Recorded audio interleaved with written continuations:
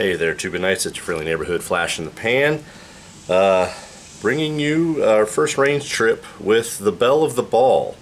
I will say I took 3 guns with me on this particular range trip. This one, the Glock 17L, and my little Taurus G2C.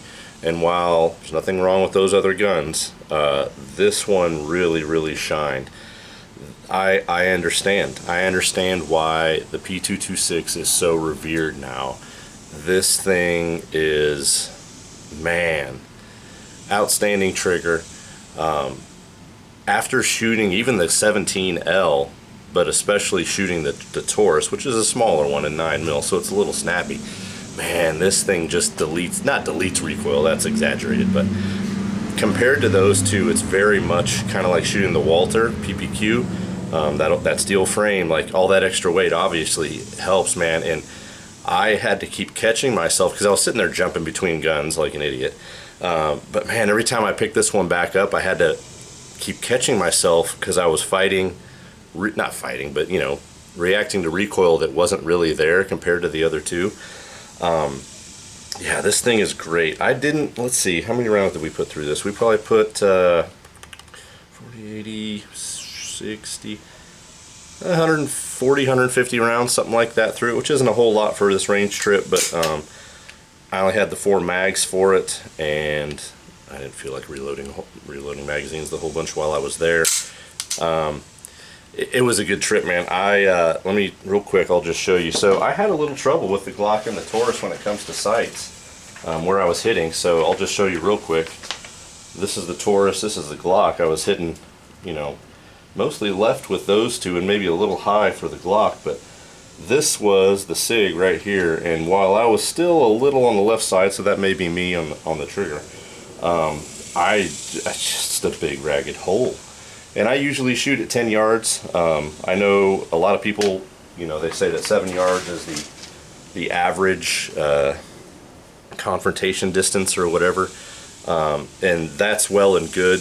For that reason, I like to push it a little further out so that 7 yards will seem easy to me if and when that time comes up, if that makes some sense. And that may not make sense. I don't know. It works in my head, so that's what I do.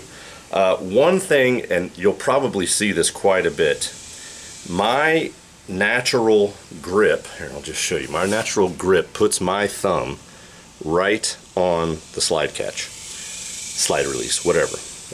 So a lot of times what was happening is I think I was holding that down, just my normal grip, right there you can see it's on the slide release.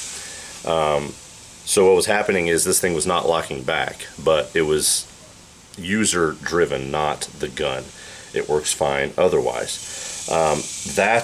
For me, that's going to be the biggest detractor, because if I really want to get my support hand locked in there good, I have to get this thumb out of the way, and I think I tried it once, sticking my thumb up like this, and I think I still somehow did it, because you're trying to get as much purchase as you can on the gun, and I kept riding that. So if you see it happens pretty much most of the time. If you see that slide not locking back, that's me. That's a training issue. It's something I'll have to work on when shooting this, of which I will do. Of the 3 guns, I really had a good time with the 17L. Even though I wasn't hitting, I don't know if it was trigger or just the sights themselves, one or the other.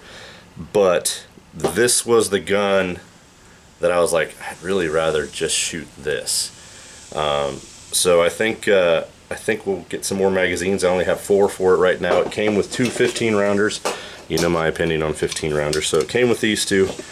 I bought 2 Metgars, 20-rounders.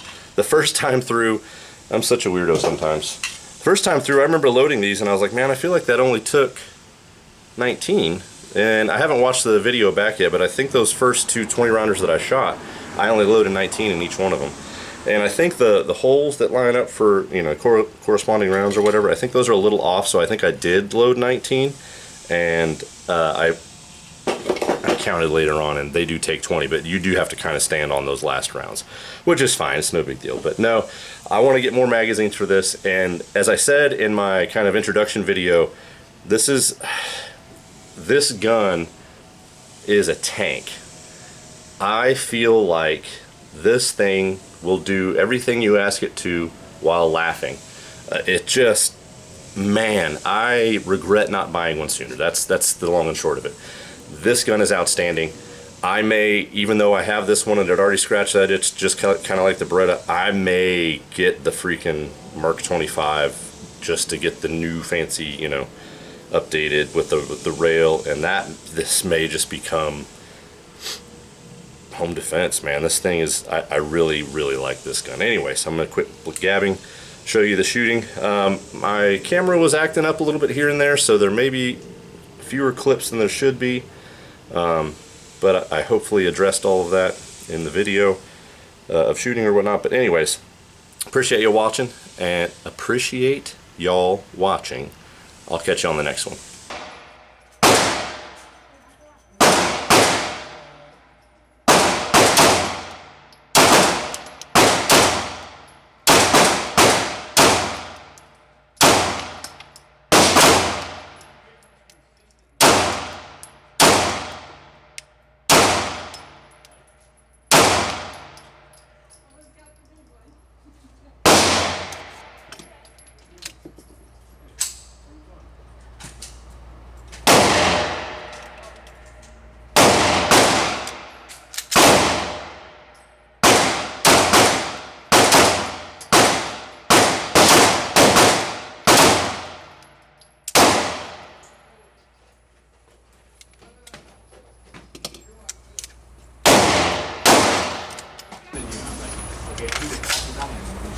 Hey, how's it going?